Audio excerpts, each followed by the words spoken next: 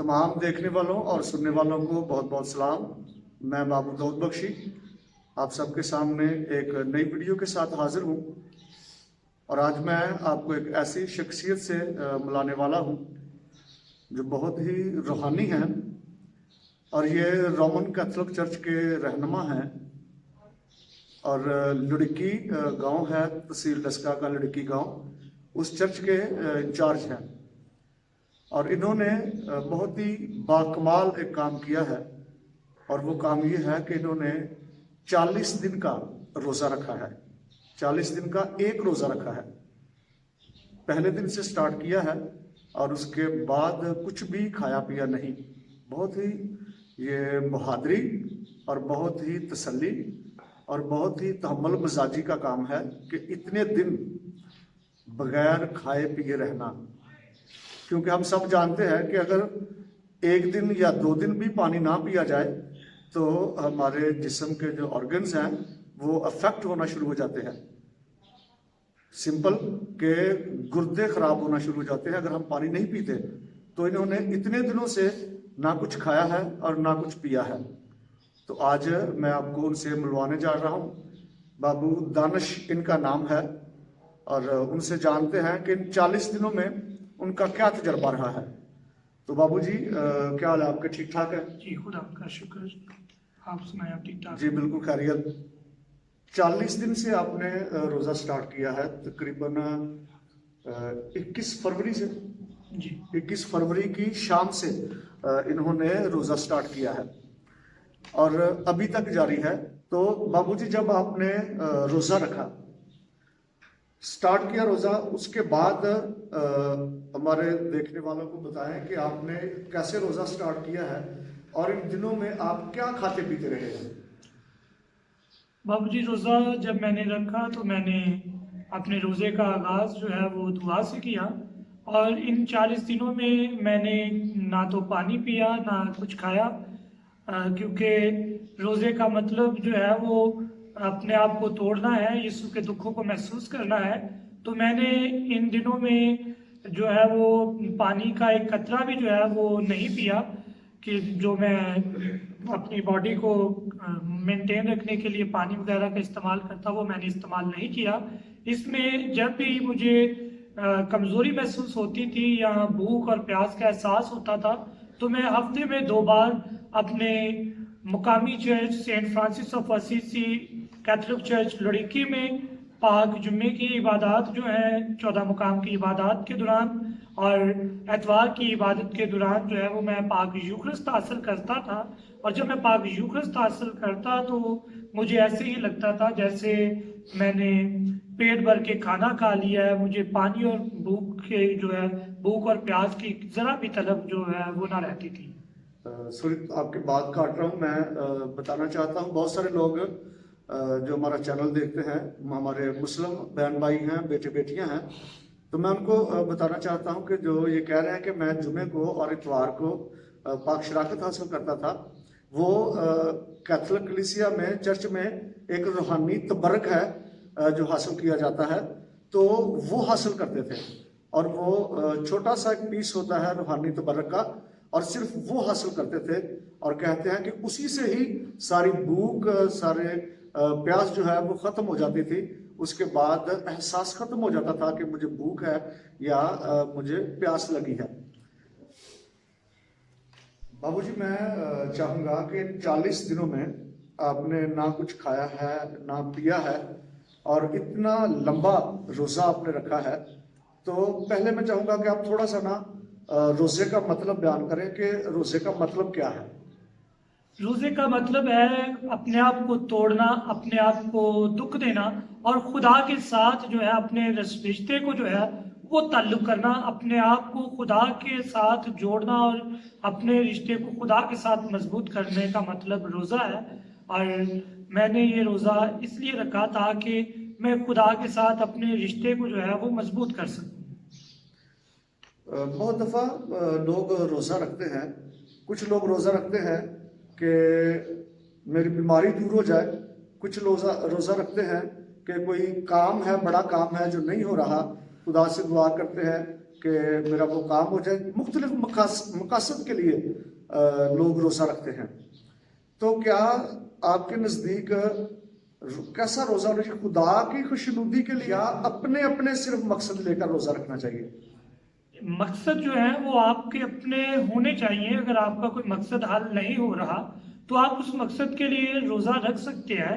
और अच्छी बात है कि आप रोज़ा रख के खुदा के हजूर गिरफ्तारी करते हैं ताकि खुदा आपके मकसद को पूरा करे। लेकिन मैं समझता हूँ कि अपने मकसद को रखने के साथ साथ हम खुदा को खुश करने के लिए भी अगर रोज़ा रखते हैं तो वो बहुत अच्छी बात है। अगर हम सिर्फ अपने मकसद के लिए ही रोज़ा रखते हैं तो फिर वो खुदा की खुशनुदी के लिए तो नहीं, लेकिन हम उसको मतलब प्रस्ती के लिए ज़रूर कह सकते हैं कि मुझे मतलब है तो मैंने रोज़ा रख लिया, फिर मैं खुदा को खुश करने के लिए रोज़ा तो नहीं रखता। एक और बात मैं करना चाहता हूँ कि एक बात सामने जो आपकी गुफ्तगू से आई है, आपने 40 दिन का रोज़ा रखा है, कि जो खाने पीने की चीज़ें हैं वो इंसान को कमज़ोर नहीं कर सकती। अगर आपकी रूहानियत, आपकी रूह मजबूत है, खुदा में है, तो खाने पीने की जो चीज़ें हैं वो अहमियत नहीं रखती। तो इसके मुतल्लिक आप क्या कहना चाहते हैं? खाने पीने की चीज़ों से ये बात जारी है कि अगर बंदा खाना नहीं खाएगा तो उसके जिस्म में जो है वो कमज़ोरी तो आएगी। लेकिन जब इंसान इरादा कर लेता है कि मैंने ये काम करना है और मैंने अपने इस मिशन में कामयाब होना है, तो फिर इंसान जो है वो अपने मिशन में कामयाब ज़रूर हो जाता है। जैसे तो ऐसे ही जब रोज़ा रखने के लिए हम करते हैं तो बहुत सारे चैलेंजेस जो हैं वो इंसान की ज़िंदगी में आते हैं। इंसान की जिस्म में कमज़ोरी भी आती है, लेकिन बात ये होती है कि जब हम खुदा के साथ जुड़े होते हैं तो खुदा से मदद मांगते हैं, तो फिर ये जो जिस्मानी कमज़ोरियां हैं ये हमारे मिशन में हमारे लिए रुकावट नहीं बनती। जैसे शैतान खुदा यीशु मसीह से भी कहता है कि अगर तू चाहे तो ये पत्थर रोटियां बन सकते हैं, तो खुदा यीशु मसीह उसे जवाब देते हैं कि इंसान सिर्फ रोटी ही से जीता ना रहेगा, बल्कि हर उस कलमा से, हर उस बात से जो खुदा के मुंह से निकलती है। तो मेरे ख्याल में जब मैंने रोज़ा रखा तो बहुत सारे चैलेंजेस जो है इस दौरानिए में मेरी ज़िंदगी में आए। कभी भूख और प्यास का एहसास भी हुआ, तरह तरह के चैलेंजेस और मुश्किलात आई। लेकिन जब मेरी ज़िंदगी में मुश्किल आती थी, जब मुझे भूख और प्यास का एहसास होता था, जब मैं चर्च में इबादत में नहीं होता था तो मैं अपने घर पे होता था तो मुझे भूख लगती थी, तो जब भी मुझे भूख और प्यास की ज़्यादा तलब होती थी तो मैं बाइबल पढ़ना शुरू कर देता था, दुआ करना शुरू कर देता था। उसके बाद खुदा मुझे तकवीत देता था। और हफ्ते में, जैसे मैंने आपको पहले भी बताया कि हफ्ते में कम से कम मैंने 2 बार जो है वो पाक यूखरिस्त जो है वो ज़रूर ली है, जुम्मे के दिन और एतवार के दिन। और जैसे ही मैं पाक यूखरिस्त लेता था तो मेरे जिस्म में एक अजीब सी ताकत आ जाती थी, जैसे मैंने बहुत पेट भर के जो है वो खाना खाया है। और जब मैं अपने घर में होता या कहीं पर भी होता, मुझे भूख लगती या प्यास का एहसास होता या जिस्म में कमज़ोरी नज़र आती, तो तब मैं दुआ करता, बाइबल पढ़ता, तो मुझे ऐसे जैसे कोई अंदर से एक कुव्वत जो है वो मुझे मिल रही है। बहुत सारे लोग ऐसे हैं, रोज़ा रखते हैं और काम नहीं करना चाहते कि हमें भूख लगेगी, हमें प्यास लगेगी तो हमारे लिए रोज़ा मुश्किल हो जाएगा। आपके पास, आप बता रहे थे कि आपके पास 30-35 गाँव हैं जिनमें आप जाते हैं, नमाज पढ़ाने के लिए जाते हैं, मुख्तलिफ काम है लोगों के, उनको करने के लिए जाते हैं, मोटरसाइकिल सफ़र, सारा कुछ जो तकालीफ थी, जो मुश्किलात थी आपके साथ थी। तो क्या कभी आपने ये सोचा कि मैं काम ना करूं, मैं रेस्ट करूं, मैं कमज़ोर ना हो जाऊं? आपने क्या सोचा इसके मुतल्लिक? आप अपना काम जारी रखा आपने या आप अपना काम रोक दिया? बाबू जी, मैंने रोज़े के दौरान अपने रूटीन वर्क को जो है वो डिस्टर्ब नहीं किया, बल्कि मैंने रोज़े के दौरान कोशिश की है कि मैं अपने रूटीन वर्क को डिस्टर्ब करने की बजाय और ज़्यादा, जितना ज़्यादा हो सके वो मैं काम करूं। और जैसा कि आपने पहले बताया कि मैं एक मजहबी रहनुमा हूं, तो मैंने इस दौरान जो है रोज़े के दौरान अपने इलाके को डिस्टर्ब नहीं किया और जितनी इबादत थी, मैं किसी इबादत में भी जो है वो लेट नहीं पहुंचा। मैं वक्त पर या वक्त से 5, 10, 15, 20 मिनट पहले पहुंचा हूं, मैंने अपने इलाके को, अपनी कलीसिया को अपने रोज़े की वजह से डिस्टर्ब नहीं किया। हाँ, एक दो बार जब मौसम ख़राब हुआ तो मौसम की ख़राबी की वजह से जो है मैं अपनी इबादतों में लेट हुआ हूँ, लेकिन मैं अपने रोज़े की वजह से अपने काम को डिस्टर्ब करना मुनासिब नहीं समझता। और मेरी नज़र में मेरा ख्याल ये है, और मैं ये मानता हूँ कि रोज़ा रख के अगर मैंने रोज़ा रखा है और मैं सोया रहूँ, मैं काम न करूँ, तो फिर ये रोज़ा नहीं है। रोज़े का मतलब है अपने आप को कुर्बान करना। और जब आप रोज़ा रखते हैं तो आप सोए रहते हैं, काम नहीं करते, और आपके हिस्से का काम कोई दूसरा कर रहा है, फिर रोज़ा आपका रोज़ा तो ना हुआ, आपका वो रोज़ा नहीं, फिर वो भूख हड़ताल हो सकती है। फिर रोज़ा तो उस बंदे का है जो आपके हिस्से का काम कर रहा है, कुर्बानी तो वो बंदा दे रहा है कि आपने रोज़ा रखा, आप काम ना करें और मैं उसके हिस्से का काम कर रहा हूँ। मतलब आपके हिस्से का कोई दूसरा बंदा काम कर रहा है, फिर कुर्बानी उसकी हुई, रोज़ा तो फिर उसका हुआ, आपका ना हुआ। और मैंने कोशिश की है कि अपने इस रोज़े के दौरान जो है, इस ड्यूरेशन में, जो अपने इस वक्त के दौरानिया में, मैं काम को डिस्टर्ब भी ना करूं और अपने काम को ज़्यादा से ज़्यादा करूं और कलीसिया में ज़्यादा से ज़्यादा वक्त गुजारूं। अच्छा बाबू जी, एक और बात मैं आपसे करना चाहता हूं कि जब लोग रोज़ा रखते हैं तो रोज़ा खोलने के लिए बहुत ज़्यादा एहतमाम करते हैं। सारा दिन कुछ नहीं खाया और जब रोज़ा खोला तो बहुत ज़्यादा एहतमाम करते हैं, बहुत ज़्यादा अखराजात करते हैं। हालांकि आपने बताया कि रोज़े का मतलब ही कुर्बानी है, नफ्स कुशी करना है, अपने आप को तोड़ना है। तो क्या जो आपने 40 दिन लगातार रोज़ा नहीं रखा, तो इसका मतलब है आपने बहुत सारे अपने अखराजात को बचा लिया है। तो क्या करना चाहिए? बहुत ज़्यादा अखराजात कर लेने चाहिए रोज़ा खोलने के लिए, या उन पैसों का जो आपने बचत की है उनका क्या करना चाहिए? अब इसमें रोज़ा रख के आप सारा दिन भूखे और प्यासे रहते हैं, खाने का बहुत अच्छे और बहुत ज़्यादा डिशेस का आप इस्तेमाल कर लेते हैं और बहुत सारे इंतज़ामात होते हैं, और वैसे आप रूटीन की ज़िंदगी में, मामूल की ज़िंदगी में आप करते हैं कि आपकी रोज़मर्रा हर रोज़ जो है आपके एक दिन का खर्चा जो है वो 500 होता है। लेकिन आप जब रोज़ा रखते हैं तो अफ्तारी के वक्त आप 500 की बजाय 1000 या 1500 रुपये जो है वो अपने लिए खर्च कर देते हैं। तो इसका मैं समझता हूँ कि ये रोज़ा नहीं है।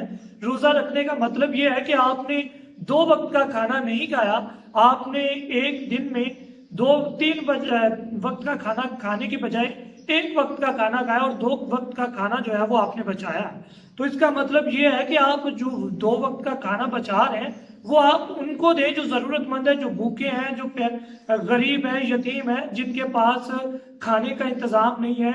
जो बहुत सारे हमारे मुल्क में अगर देखा जाए, हमारे इर्द गिर्द के माहौल में बहुत सारे ऐसे लोग हैं जो जिनके पास खाने के लिए पैसा नहीं होता, वो 2 टाइम भूखे रहते हैं और 1 टाइम खाना खाते हैं। और जैसे हमारे मुल्क में आजकल महंगाई जो है वो अरूज पर चली गई है, तो बहुत सारे मुश्किलात जो हैं वो हमारी ज़िंदगी में आ रही हैं।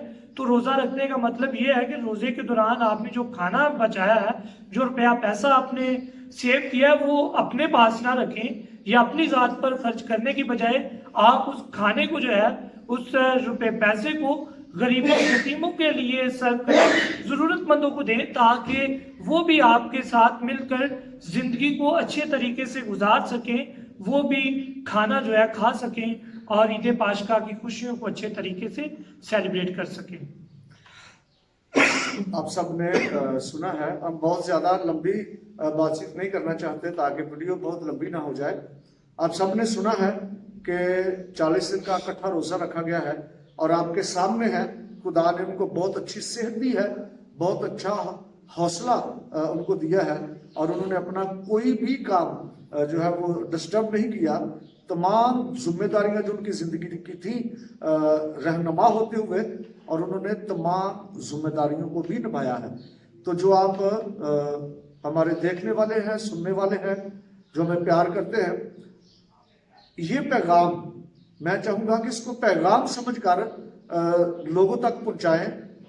मैं चाहूँगा कि इस वीडियो को ज़्यादा से ज़्यादा शेयर किया जाए ताकि हमारे बच्चों में, हमारे ख़ानदानों में ये मजबूत ईमान जो है वो मुंतकिल हो, ताकि हम रोज़े की रूहानियत को पहचान सकें। और ज़्यादा से ज़्यादा लोग जो हैं वो इस ईमान में शामिल हो, ताकि मुकम्मल रोज़ा जो है वो रोज़ा रखा जाए। जो रोज़ा रखते हैं वो खुदा की नज़र में मकबूल ठहरे। तो आखिर में मैं बाबूजी चाहूँगा कि चंद अल्फाज में आप लोगों को क्या पैगाम देना चाहते हैं? बाबू जी, मैं तमाम देखने वाले हाजरीन को ये पैगाम देना चाहता हूँ, रोज़ा अगर आप रखते हैं तो रोज़ा रख के बराए मेहरबानी रोज़ा रख के सोने का काम जो है, ये अपने मामूल के कामों को डिस्टर्ब करना ये मुनासिब नहीं है। आप रोज़ा रखें, अपनी रूटीन के काम भी करें, और रोज़ा रखने के बाद जब आप अफ्तारी करते हैं तो अफ्तारी के वक्त बहुत ज़्यादा खानों का इंतज़ाम करने की बजाय आप सादगी के साथ अपने रोज़े को अफ्तार करें, और जो आप रोज़ा रख के बचत कर रहे हैं, जो आपने सेविंग की है, वो अपने उन बेटे और बेटियों, बहनों और भाइयों को दें जो इस नेमत से मरहूम है, उनको दें, यतीमों गरीबों को, ताकि वो भी ईद की खुशियों में शामिल होते हुए खुदा ताला की ज़ात का शुक्र अदा कर सकें और आप सबों के लिए भी दुआ कर सकें। दूसरे लफ्ज़ों में आप ये कहना चाह रहे हैं कि रोज़ा रखें, अपने काम काज करें, दुआ करें और खैरात करें। जी बाबूजी, बहुत बहुत शुक्रिया, आपने बहुत वक्त दिया हमें। Thank you very much. खुदा आपको और बरकत दे और आपके रोज़े को कबूल करे।